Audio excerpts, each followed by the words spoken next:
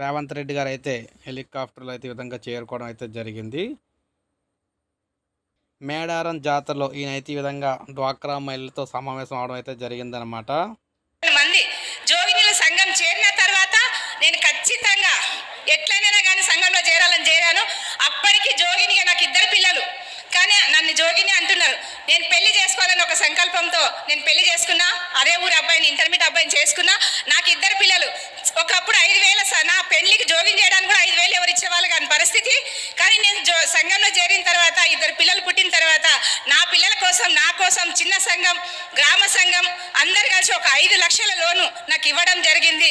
ఊరందరిని కొట్టడానికి ప్రయత్నం చేసినప్పుడు, ఒక ఊరంతా కొట్టడానికి ప్రయత్నం చేసినప్పుడు నేను బాధపడ్డానేమో కానీ ఇప్పుడు సంఘంలో ఒక లీడర్గా, కార్యకర్త గుర్తిస్తున్న, సంతోషపడుతున్నా. ఆ సంఘంలో కనీసం నా కొడుకుకి, బిడ్డకి 5 లక్షల లోన్ తీసుకొని నా కూతురిని బిఎస్ నర్సింగ్ చేయించాను, నా కొడుకుని ఇంజనీరింగ్ చేయించాను. దానితో పాటు నాకు కొంచెం ఊపిరి పీల్చుకున్నా. మా సీఎం గారు కోడంగల్ నియోజకవర్గంలో నాకు చాలా కష్టం అనిపించింది. మా జోగినీలు 500 మంది చనిపోయినారు.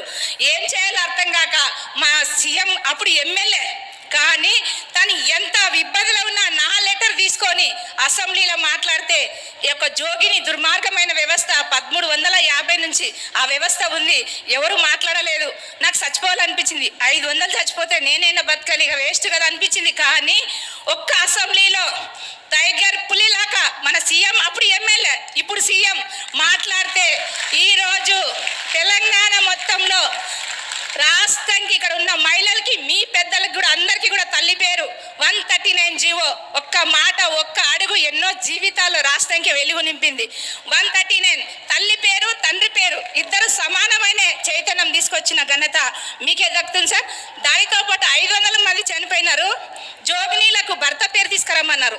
అధికారులు కూడా ఏం చేస్తారు, జీవోలు అట్లే ఉంది, అట్లే తెమ్మన్నారు. కానీ మీరు అసెంబ్లీలో ఒక జోగిని చరిత్ర ఒక పుస్తకం తీసుకొని అక్కడ మాట్లాడిన ఒక జోగిని దీనగాత క్యాన్సర్తో బాధపడుతున్న ఆ జోగిని గురించి మీరు అసెంబ్లీలో మాట్లాడితే నేను నిజంగా చచ్చిపోవాలనుకున్నా. నేను అసెంబ్లీ మాటలు విన్న తర్వాత బతకాలనిపించింది. అది 27 జీవో. ఈరోజు తెలంగాణ మొత్తంలో ఒంటరి మహిళల పెన్షన్ 500 మంది చనిపోయింది. కానీ ఈరోజు మీ మూలాన 2 లక్షల మంది ఒంటరి మహిళల పెన్షన్ తీసుకుంటున్నారు. నాకు ఇప్పుడు ఇంకా ఎక్కువ రోజులు బతకాలనిపిస్తుంది. దానితో పాటు ఇప్పుడు ఇక నేనైతే రోజు 30 ఏళ్ళ నుంచి నా పోరాటం కొనసాగుతుంది. రోజు డబ్బులు ఇచ్చిపోతుంది, కానీ ఈ రోజు డబ్బులు బస్సులో పైసలు లేకుండా ఫ్రీ ప్రయాణం చేస్తున్నా. దానితో పాటు ఇంకా కొన్ని రోజులనే త్వరలో శుభవార్త, మాకు ఫ్రీ అంటే 500 సిలిండర్ కూడా వస్తుంది మనకి. ఇప్పటికీ ఉచిత ప్రయాణం, కరెంటు, ఈ సిలిండర్ ఒక 6,000 బెనిఫిట్స్ మేము తీసుకుంటున్నాం. ఎందుకంటే ఆ నమ్మకం, ఆత్మవిశ్వాసం మాకు వచ్చింది.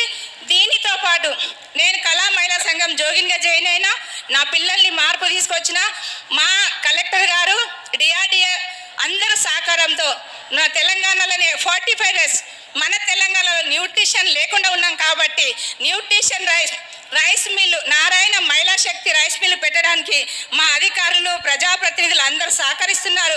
ఈరోజు 4 కోట్ల పెద్ద ఎత్తున చెరువు అంతా అభివృద్ధి చేసుకుందాం. మంచిదా తల్లి? మంచి సంతోషం అమ్మ. అందరు అక్కడ బహిరంగ సభ ఉన్నది, ఆడికి రాండి. ఏం సర్పంచ్ అమ్మ, బాగున్నావా? ఏం సంగతి?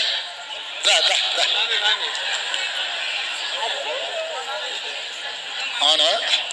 మంచి తల్లి, నేను చూస్తాను.